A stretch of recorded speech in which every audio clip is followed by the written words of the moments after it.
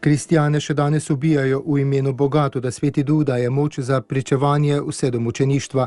Tako je zatrdil papež Frančišek med jutranjo mašo v kapeli doma Svete Marte 11. maja.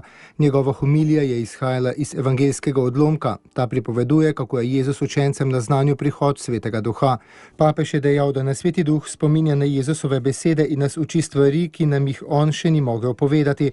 Je naš tovariš na poti. Duh nas obenem tudi brani pred škandalom križa. Križ je bil zares škandal za Jude, ki so prosili za znamenja.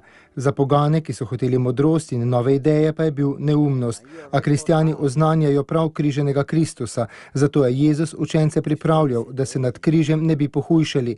Iz hodnic vas bodo izobčili, pride celo ura, ko bo vsak, kdor vas umori, mislil, da upravlja daritev Bogu.